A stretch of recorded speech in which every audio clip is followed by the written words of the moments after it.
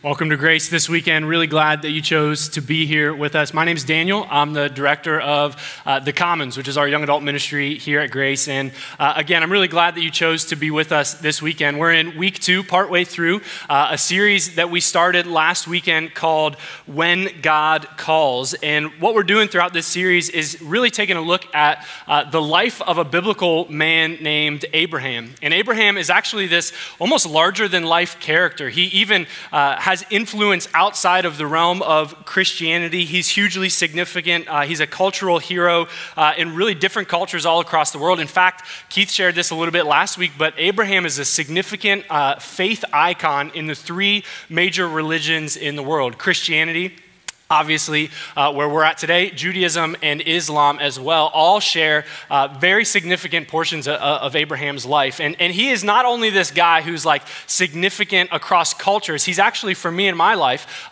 personally significant in a kind of a unique way. My wife and I actually decided to name our son Abraham, and he's not named after the president. He's named after this guy, this character that we're going to be looking at, that we started looking at his story last week. So Abraham is this guy who's got a lot of significance, and there's a lot that we can learn from his story. Now, the series is called When God Calls, and Keith shared a little bit last week as he launched this series exactly what God is calling us to. And we're just going to jump right into it this weekend. That through Abraham's story, what we see is God calls people to walk by faith. God calls people to walk by faith.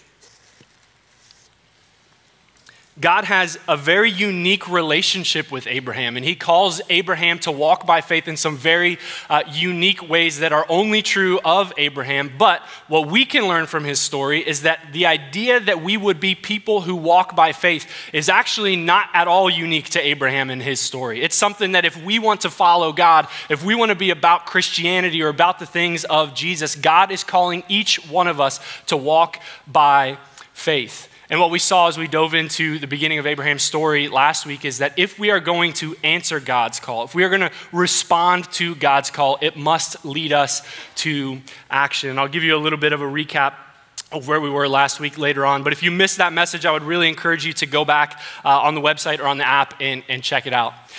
So Abraham is this guy, right, that we refer to as a hero of our faith or an icon of our faith. And as I've been thinking about this message and thinking about this series kind of in general, I've been pondering the whole concept of heroes in general. If you back up even out of the realm of faith and out of the realm of Christianity in the Bible, we have heroes all over our lives, right? All of us have different people that we look to and we would say, man, they're kind of models for how I want to live. Maybe for you, you're entrepreneurial in spirit and you've got some business people that you would look to and you'd say, man, they're my model, they're my icon, they're my hero, so to speak. Maybe for you, you've got some athlete or some personality that you would just say, man, I hope that like when I live my life, in the story of my life, I can just get maybe like a fraction of the success that they had or a fraction of the accomplishments that they had. We hold these people up as heroes, and they become models for how we say we want to live our life. And that's awesome. I actually think it's a good thing that we have these people that we have influence in, they have influence in our life, and we have models for the certain things that we want to go after. But something becomes true the more and more we tell the stories of our heroes. The more and more we get distant from like maybe the real life person that is the hero, and the more and more we tell their stories, we tend to do something. And I'm going to say it, and I think you're probably going to agree with this idea for the most part. But when it comes to our heroes, here's what I said. We tend to only remember the good of our heroes. We tend to remember only the good of our heroes. And this is especially true for the people that have passed on, right? Maybe the historical figures or the heroes that we would have that have died. And it's also true for the heroes in our life where their story has ended. They might be alive, but the significant chunk of what we tell as their story has ended. And this happens, we tend to focus on the good things in their story because what do we do with heroes? We want to model our life after them. We want to be like them. We want to have the piece of success that they had or whatever it may be. And so we focus on the good things. And I'm not trying to make a value statement about this. I think it's just what we do. We just tend to focus on the good of our heroes. If you had someone in your life right now that I asked you to think about, someone who you would say, man, they're a hero. Maybe it's a significant family member for you or one of those people in the business world or something like that. And I asked you to just think about what they did or what they were about. You would think about the good things. And we should, because we want to model our life after them. But that actually leads to another concept. We model our life after these people, and the more and more we tell their story, the more and more we focus on their good, they start to get propped up on like this bigger and bigger pedestal. In fact, the more we tell the good parts and only the good parts of our heroes' stories, they almost get propped up on this like untouchable pedestal. They become like caricatures of what it looks like to have success in whatever field their story is related to. And the bigger their story gets, and like the more out of even the reality of life that they become, something starts to happen. Because we start to like respect them more and more and adore them more and more. But what happens is the more and more we put them up on pedestals and focus on the good of them and forget about maybe the bad things in their story, they become less and less relatable. In fact, there's this gap that happens as we look to our heroes as models for how we live our life. And we tell the good things that they do over and over again. They become less and less relatable. In fact, there's this phrase that exists in the world of people who have maybe influence or even people who do what I'm doing now, sharing and speaking to rooms of people. One of the phrases that they say is that people will respect you for your accomplishments, but they'll relate to you because of your failures. And the more and more we tell only the good parts of our hero's story, the less relatable that they become, and the more the gap between them and us starts to happen. In fact, there's a gap that really exists when we maybe compare our life to our heroes. There's a gap that we feel. And the gap that we feel is that we only tell the good parts of our heroes' stories. But when we look internally, we recognize that something is true about our life, that it's not just good things. In fact, I said it to you in your notes this way, that the gap that we feel is that our lives are filled with good and bad. We look at our heroes and we remember them for all the good things that they did, and we say, man, I want to model my life after them. But when I actually look at my life right now and compare it to some of my heroes, I can't help but recognize that I mess up, that I make bad decisions. I fail sometimes. When I look at my heroes and the people that I want to model my life after, it seems like they always make the right decisions. They always say the right thing. In the big moments, on the big stage, they always show up and they always come through. It always seems like they have the discipline behind the scenes to actually build on their life. It seems like they never seem to struggle or fail or fall short. And for every decision I feel like my heroes make right, it seems like I make 10 that are wrong. It seems like our heroes are the people that always get it right. And then when we try to compare our life to them, we say, man, I can hardly even relate to that, because when I look at my life, it's not just full of good stuff. It's actually full of bad stuff. And I don't want to get maybe too heavy too early on in this message, but today we're going to look at Abraham's story. And as we look at his story, we're going to come face to face with the bad parts of our life, the failures of our life, the bad decisions that we make. And I know that when I start talking about our story and the bad parts of our story, some of you might even look back and you say, Daniel, when I actually reflect on my story and my life over the years, bad maybe isn't even a strong enough word to talk about some of the things that we've done. You might say, Daniel, bad, it's not just bad for me. I blew up my family. My kids don't talk to me anymore. I went bankrupt multiple times. I have a porn addiction that I don't tell anybody about. Daniel, if people knew the way that I talked about the women in the office, they wouldn't use the word bad, they would use the word failure, and I'd probably be out of a job. If people knew the debt that I was in, if people knew what I did in high school after prom with that guy, and don't even begin to start talking about the 4 years of college, it was failure, bad decision after bad decision after bad decision. And yet here we are in a series called When God Calls, looking at the life of Abraham, this guy who's supposed to be our hero. And as we get into his story, we're going to come face to face with not only his failure, but our own failure. In fact, as we get into this, I actually want to give you a spoiler alert for where we're going and what we actually see in Abraham's story. And the spoiler alert is that Abraham's life was not only full of great faith. I said it to you this way. That Abraham's life is full of great faith, and it is, but it's also full of great failure. There's a lot of things that Abraham does that are not good things. There are a lot of things that he does that are labeled as failure. And as we get into this weekend, the big question that I actually want us to be able to answer at the end of this message and at the end of this weekend is, what do I do with my own personal failures in light of the failures that we see in Abraham's story? Because Abraham is this model. He is this person that we should look to for what it means to live a life of faith. But his life was not only full of great faith, it was full of great failures. And that's where we're gonna land this weekend. So we're gonna dive into Abraham's story. If you have your Bible or you have your phone, let's go to Genesis chapter 12. Genesis chapter 12, and we'll start in verse 10. But before we do, I'll give you a recap of where we were last week. Genesis chapter 12, obviously, there's been 11 chapters before this, and this is really early on in the biblical account of human history. And Keith shared this a little bit last week, but in the first 11 chapters of Genesis, stuff is not going well. Like, things are not going smoothly. People are rebellious against God. The world is kind of in shambles. Things are falling apart. And then we got introduced last week to this character named Abraham. And when we first get introduced to him, his name is Abram, and his name is Abram throughout the story that we'll read this weekend as well. Just so you know, I'm going to bounce back and forth probably between the words or the names Abram and Abraham. I'm talking about the same person. We're also going to get introduced to Abram's wife, Sarai. Her name is later changed to Sarah, so I'll probably bounce back and forth as well. But those are the same people. And we're introduced to Abraham, and God says, Abraham, the world is in shambles, and I'm gonna restore the world, and I'm gonna redeem the world, and I'm actually gonna do it through you.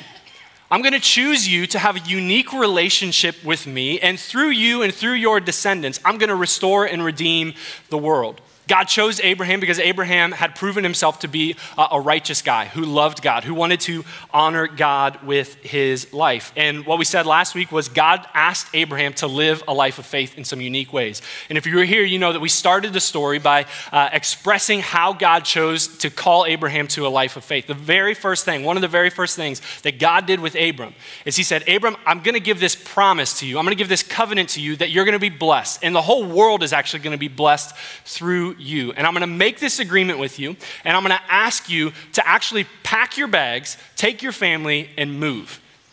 But I'm not telling you where you're going. You just need to go. And last week, we unpacked the idea that Abraham lived his life of faith by saying yes and going where God had called him to go. And so that's where we pick up the story this week. Genesis chapter 12 is actually right after where we finished last week. So we'll start in verse 10. Now, it's important that we remember where Abraham's at. Abraham has packed his bags, he has packed his family up, and he has left his hometown because God told him to go somewhere. And he wandered around for a little while, but God ultimately revealed the place that he was supposed to be. And so we pick Abraham up in this story, and Abram is in the place where God has told him to be. And in verse 10, it says this. Verse 10, it says this. Now there was a famine in the land. Now there was a famine in the land. And I think we can kind of gloss over that because we're kind of detached from what it means to have a famine in our area, right? For the most part, we don't struggle to find food or to have enough food. But a famine was a really big deal back then. A lot of people died when there was famines in a place. So Abraham finds himself in this spot where he's left his hometown. He's gone and taken his family and all his possessions and all the people that are part of his household and gone and been in the place where God calls him. And all of a sudden, a famine comes to that place where he feels like God has called him to be. And everybody in this time would have felt the weight of a famine, but I actually think Abram would have felt the weight of a famine in a very unique way, or maybe even in a more pressure way. Because the way it worked back then was whoever the head of the household was, they were responsible to feed a lot of people. And Abraham was a decently wealthy guy, and he had a lot of people that were accountable to him. He had a lot of people that he had to provide for. And I think in a lot of ways, Abraham, you could almost view him as like a small business owner. Like he had a lot of people that were counting on him to get a paycheck and to be able to put food on the table. So when a famine shows up, that's like a lot of pressure on Abram. He starts to feel the weight of the fact that people are struggling to eat and that he's supposed to be the one to provide for people. So pay attention here. Abram is in the land that he feels like God is calling him to be. And then a famine comes to that place, the place where God is calling him to be. And he starts to feel pressure. And we get a first insight into something that he does that maybe isn't actually the best decision. The verse goes on and it says, and Abram went down to Egypt to live there for a while because the famine was so severe. Abram left the place where God had called him to be because the pressure was mounting, and he goes and he tries to find food.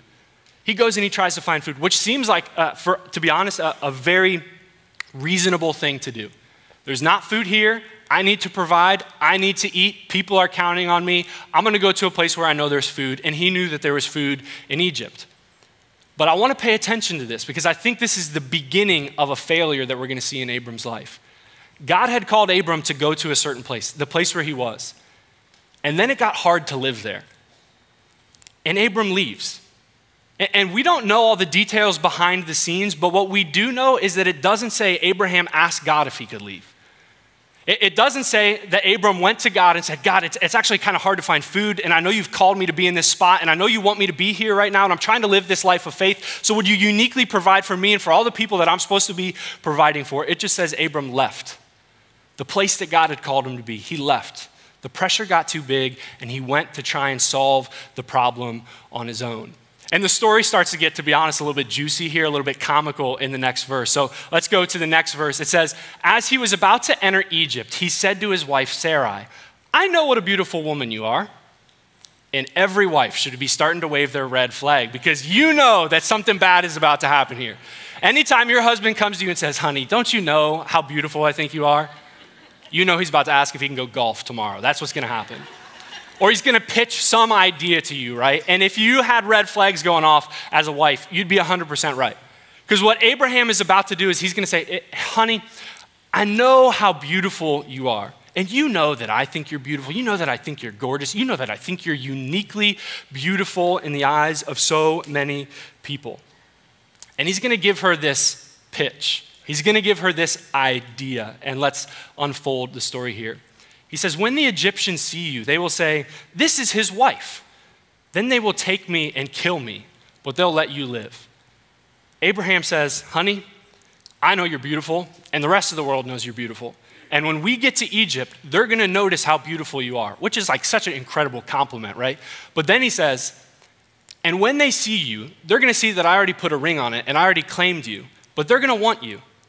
And so they're going to kill me so that they can have you. They're going to kill me so that they can have you. And now that's a predicament, right?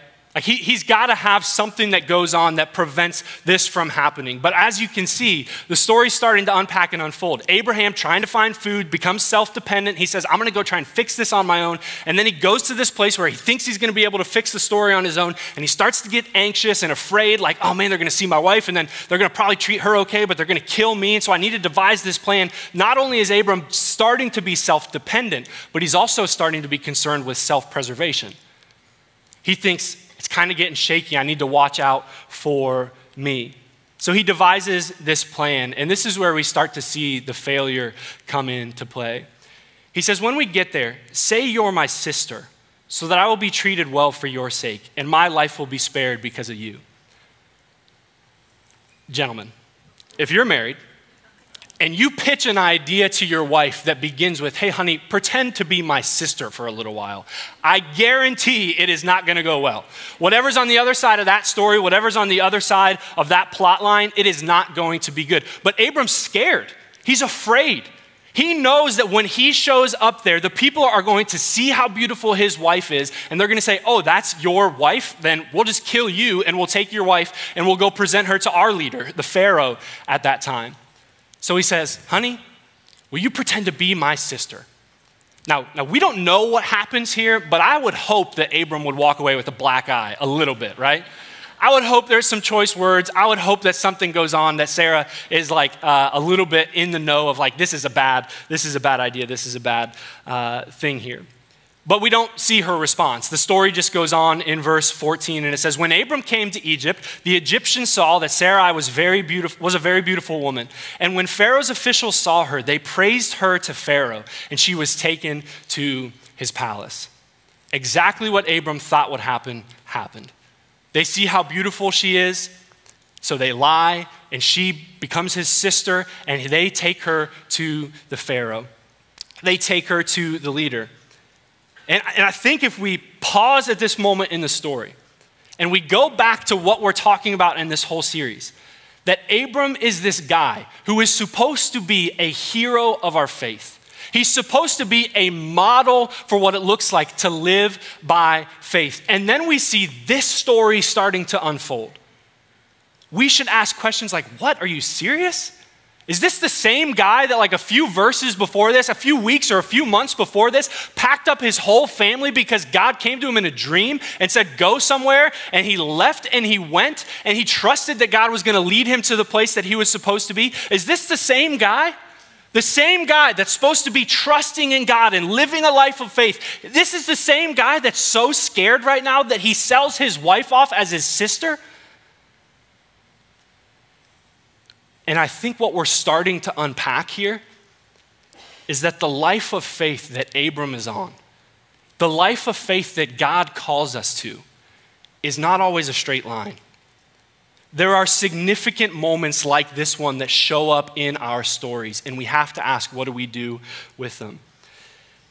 So he has this whole plan. They take Sarai to Pharaoh, and she's taken to his palace. And then verse 16, after Abram's big failure, Pharaoh treated Abram well for her sake. And Abram acquired sheep and cattle, male and female donkeys, male and female servants, and camels. Man, isn't this how it goes oftentimes like right on the heels of a big failure that we have in life? Feels like we get away with it for a minute. Feels like maybe it was actually a good decision. Maybe even we benefit from it for a moment. Abram makes this massive failure. And he benefits from it. But he only benefits from it for a moment. In fact, we see God show up, and God obviously had a unique call for Abram and had a unique impact in Abram's life. And so we see God show up on the scene and protect Abram and Sarah in a unique way.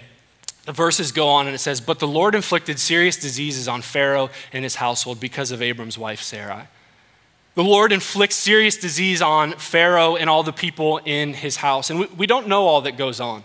We don't know how long Sarai's in the house of Pharaoh. We don't know how he treats her. We don't know all that goes on. But what starts to happen is Pharaoh starts to get sick, and the people around Pharaoh start to get sick. And we don't know if Sarai eventually comes clean and says, hey, that guy that you took me from, that's actually not my brother, that's actually my husband. And so you've been lied to. We tried to gyp you a little bit on this. Or if Pharaoh just starts to connect the dots that like, hey, we all started getting sick when this lady came around. And so he says, I don't know what's maybe going on, but here's what I know. You need to get out of here. So here's how the story continues. So Pharaoh summoned Abram. What have you done to me? He said. Why didn't you tell me that she was your wife?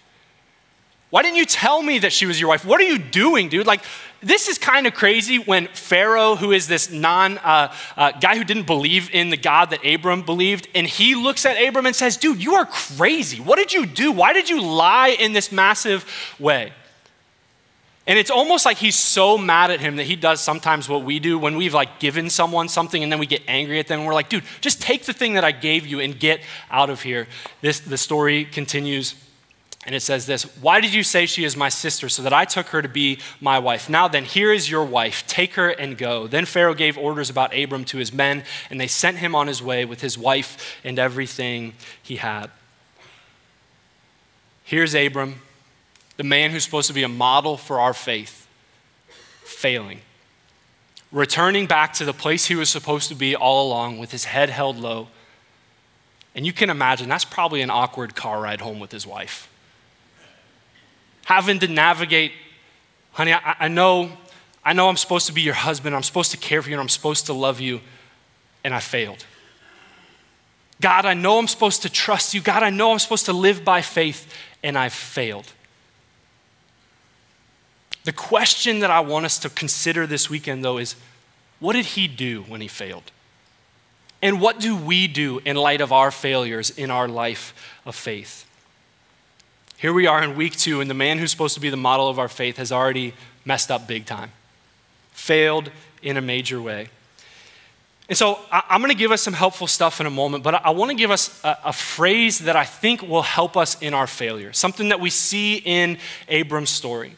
And the phrase that I want to say is this. I'll say it and then I'll explain it. In the life of faith, failure isn't final. In the life of faith, failure isn't final.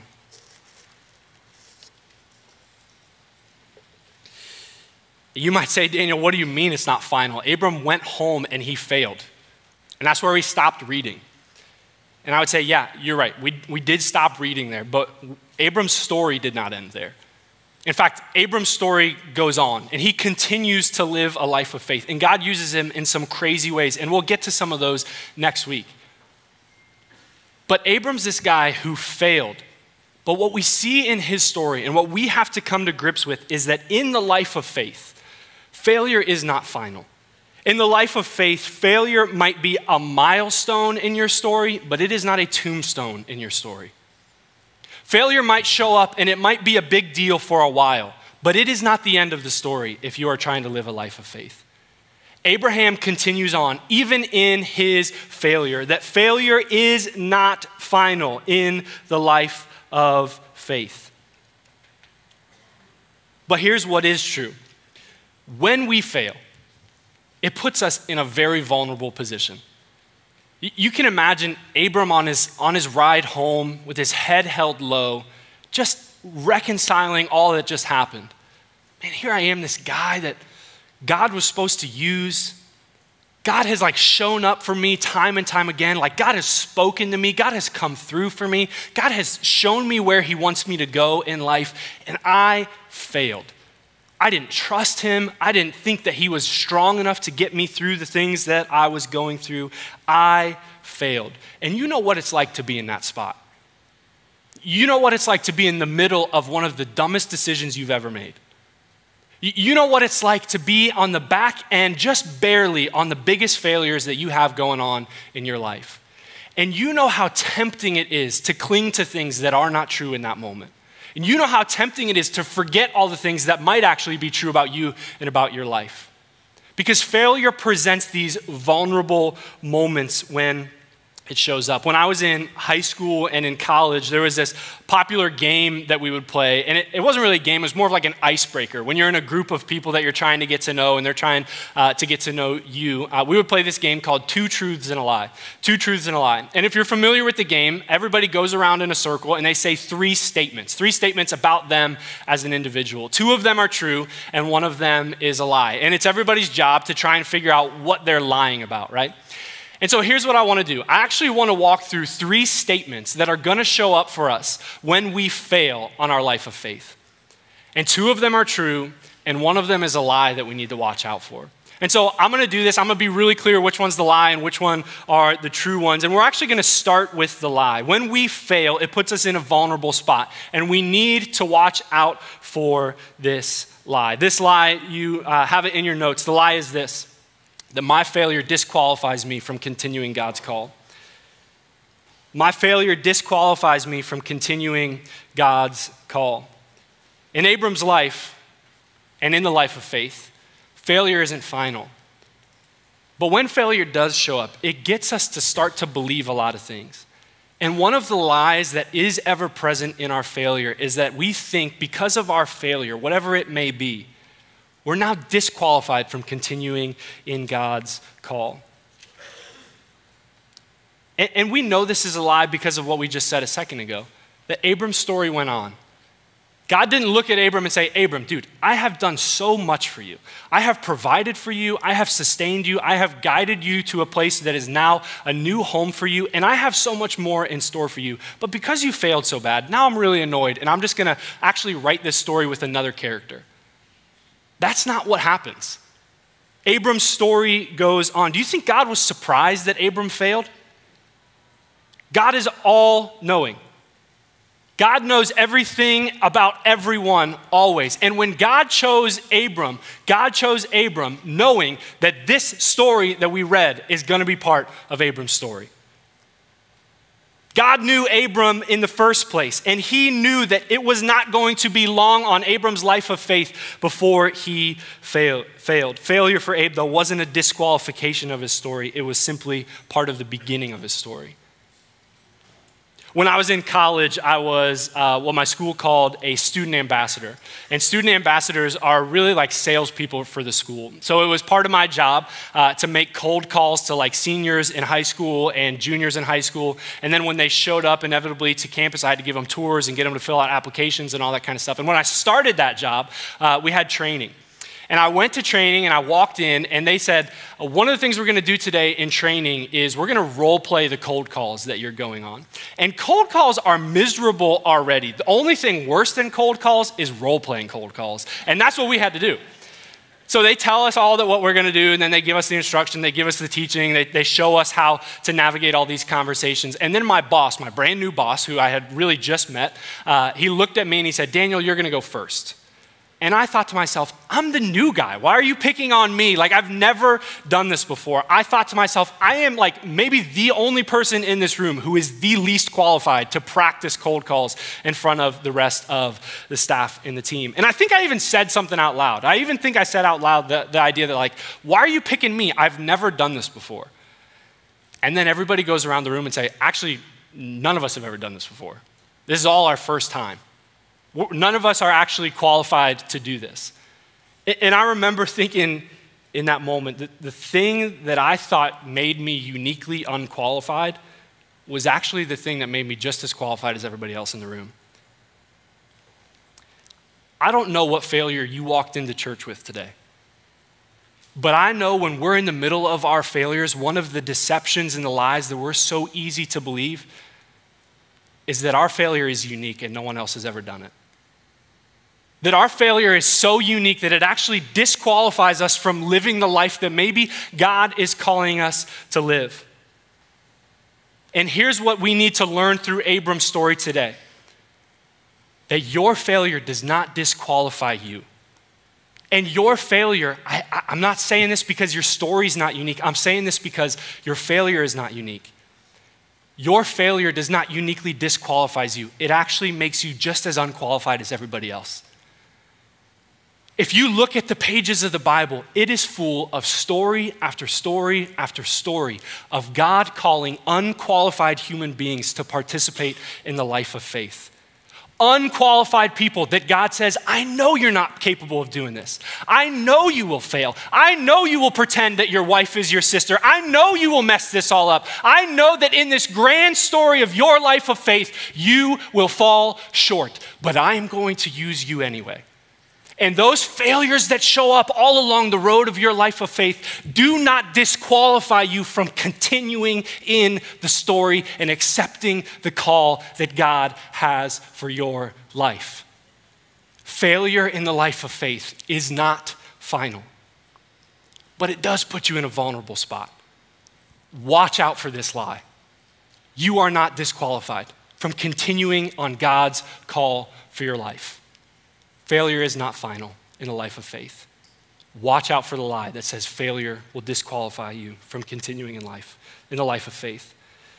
That's the lie. And there's two truths that actually piggyback off of this lie really well. Because while it is true that your failure does not disqualify you, there is real weight that comes along with your failure. That was very evident in Abram's story. In fact, the next note, the truth that we need to pay attention to in our failures is that failure always brings casualty and consequence. Failure always brings casualty and consequence. In the story, we see two really clear casualties. The most notable and most obvious one is Abram's wife, Sarai. The distrust, the rejection, how horrible she must have felt because of what Abraham did. If you don't think that Abram and Sarah struggled maritally after this, you haven't read the rest of the story. Because the rest of the story, Abram and Sarah go back and forth on some big, pretty significant marital issues. She was a casualty. You can imagine that Abram failed significantly, and Sarai dealt with a lot of the pain on the other side. And not only Sarai was a casualty in this story, the Pharaoh of Egypt was also a casualty in this story. Here's this guy who, I don't think he was probably an innocent guy overall, but in the story, he was an innocent guy. He saw that she was a beautiful woman and she was not taken, and so he said, I want to bring her in. I want her to be my wife. The Pharaoh thought that he had like scored this beautiful wife, and then a few days into their short little marriage, he gets like IBS or something. He gets this serious disease. He gets this serious symptom. And then he starts asking everybody else around, and they're like, hey, have you had some issues lately? And they start saying, yeah, we've had some issues too. This guy, Pharaoh, in the story, he's a casualty of Abraham's failure. Abraham made a dumb decision, and it affected more than just him. It affected his wife, it affected Pharaoh, it affected all the people that were in Pharaoh's household. And there wasn't just casualties, there was real consequences. This whole interaction actually leads to a huge consequence in Abram's life. In fact, the whole world today is still dealing with the consequence of the end of this story. If you know significant chunks of Abram's story, one of the stories we're not going to get to in this series is his interaction with his servant Hagar and ultimately the son that Abram has with her. And he wouldn't have had that whole interaction with that servant and the son that he had out of wedlock with her if he didn't receive her as one of the servants that Pharaoh gave to him.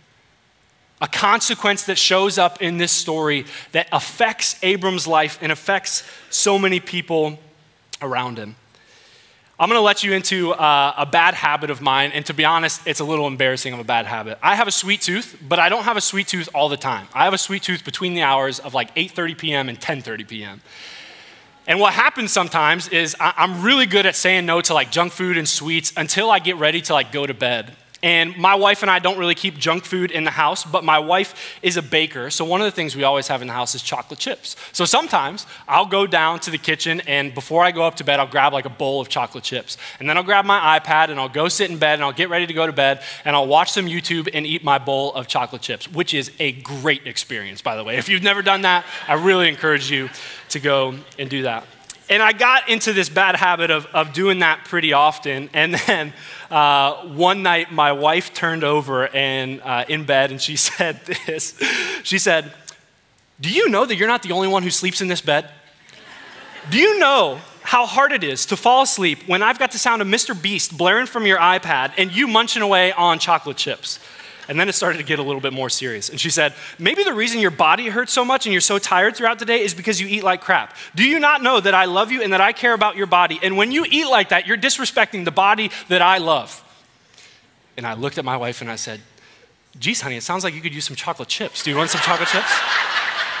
No, I'm just kidding. I'm just kidding.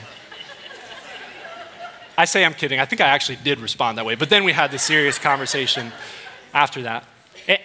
And that's kind of a silly situation. It's kind of a silly story, but I failed to recognize in that moment that the decisions that I was making affected more than just me, affected people outside of just me.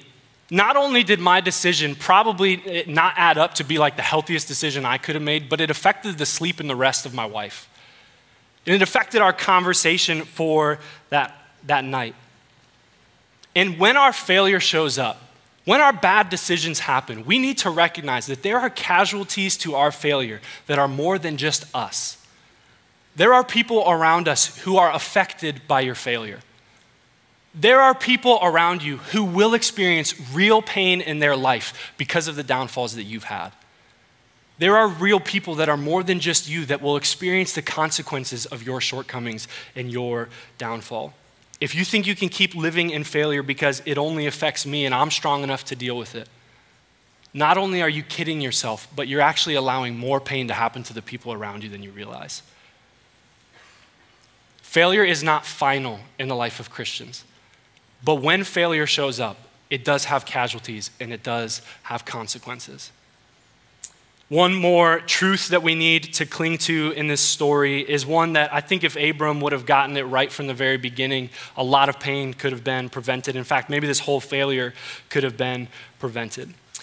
The last truth that I have for you is that God's faithfulness never runs dry. God's faithfulness never runs dry. So much of Abram's failure in this whole story is wrapped up in the first verse of the passage that we read today. There was a famine in the land, and Abraham started to doubt God. And he started to trust that the God he believed in wasn't going to come through. So he became self-dependent, and he cared a lot about self-preservation in those moments. Abram failed to believe that God would be faithful to the promise that he had called him to. Where was Abraham when we started the story? He was in the land that God had told him to go to. And when things started to get hard in that land, he started to doubt that God was really as faithful as he promised he was. Abram had seen so much of what God had done in his life. But when the pressure started to mount, when people started to rely on him and say, dude, I'm hungry, what are you gonna do? Abram said, I can figure this out on my own. And he doubted God's faithfulness in the story. I don't know if you've ever been to COSI or one of those science places where they have the like high wire tightrope that you can ride like a unicycle across. But I found myself at one of those places, unfortunately, and my friends all wanted to do the high wire unicycle. And so I sat there and I watched them do it all. And if you haven't been there or haven't seen that before, it's this high wire that goes like all the way across the lobby, and they strap you into this unicycle, and for some reason they put like a helmet on you, which doesn't make sense to me. And you ride the unicycle across the high wire and then all the way back. And I watched friend after friend after friend go on this high wire, and eventually it was my turn. And my friend said, you're gonna do it, right? And I said, yeah, I guess I'm gonna do it. Fine, I guess I'll get up there. And I strap into the unicycle and I buckle the thing and I put the helmet on, and I'm terrified of heights. And I get up there and I start to pedal out, and I'm like, I don't wanna do this.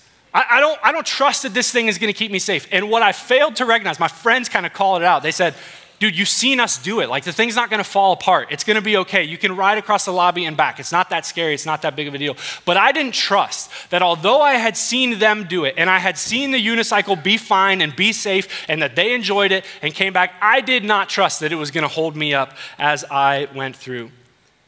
And let me just tell you today, if you open the pages of the Bible, if you read stories like Abraham's and other heroes of our faith, you will see example after example after example of God's faithfulness for the people that he has called. Every time they struggled, God came through. Every time the people of God called out, he answered. He helps. God promises to provide for those of us who are in him.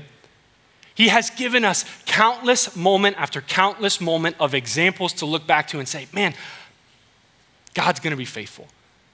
I don't know how all this is gonna play out, but I remember stories of guys like Abraham. I remember the stories of people in my grace group and the other people in my church talking about the ways that God has been faithful to them. And when the pressure shows up in your life, do you remember the truth that God's faithfulness never runs dry? God has never given us a reason to think that he's gonna quit on us. Scripture is full of stories where God has been faithful to his people. If God calls you to it, this is so cliche, he will call you through it.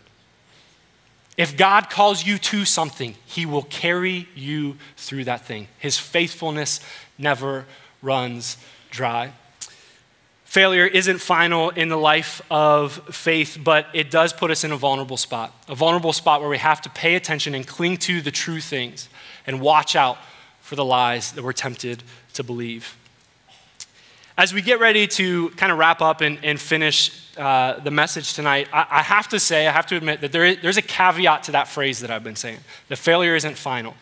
Failure isn't final. And I'm actually gonna put this header up, and then I'll tell a story, that this is only true. This whole idea that failure doesn't mark the end of your story. If something is true in your life. I'm a big movie guy. My wife and I love watching movies. We love all the different, we love all the genres with kind of one big exception. My wife and I, we don't love superhero movies. Like, we haven't really gotten big into like the Avengers, Iron Man, Spider-Man scene, with the exception of Batman. Batman's just the greatest superhero ever. But part of the reason I don't love superhero movies is because of how predictable they are. It sometimes seems like the characters in the movie can do whatever they want, and then at the end of the story, the hero just kind of swoops in and makes it all right and makes it all good. And as I was kind of reflecting on this idea, and as I was reflecting on just superhero movies in general, I started to connect the dots that like the characters in a story, the characters in a movie, they can fail, they can mess up, they can make all the wrong decisions, but if the hero of the story is powerful enough, it doesn't matter. If the hero in the story is powerful enough, he can come and right the wrongs that the characters in the story make. If the hero in the story is really big enough and powerful enough, then the story will end okay. And I think the reason we've seen the success of superhero movies in our world is because those type of movies correlate to the story that I believe is written on the heart of every single one of us. That there's a hero in your story. There's a hero in your life. There's a hero that shows up when you fail, and the hero is not you. There is a hero that is so powerful that there is nothing you can do to screw up the story that he might be writing in human history. The caveat to this idea that your failure is not final is this, that this is only true if Jesus is the hero of your story. This is only true if Jesus is the hero of your story. Listen to me. Jesus is the only one powerful enough to right the failures that you have made in your life. Jesus is the only one powerful enough to heal the casualties and the consequences of the things that you and I have done in our life. And if he's not the hero of our story, I hate to break it to you, and I hate to be the bearer of bad news, but failure is final. The deepest pains that you have are final. That's all you get to experience. But to be drawn and healed and cleaned from your failure only happens if Jesus is the hero of your story. And that can start today. Jesus can be the hero of your story today. You can start the life of faith today. But when you start the life of faith, failure is going to show up. Just like Abraham, cling to the truth that failure isn't final. Let's pray together. Father God, so thankful for Abram and his story. God, thank you for the ways that you used a failure like him to teach us and show us what it looks like to live the life of faith and how to respond to our failures when they happen. God, I pray for anyone here today and this weekend that is navigating maybe the pain of their failures. Would they bring you in to be the hero of your story, hero of their story? God, in the life of faith that you call us to, failure is not the end. Failure isn't final. Father, thank you for your son and the sacrifice that he made in order that we can say failure isn't final. It's in your name we pray. Amen.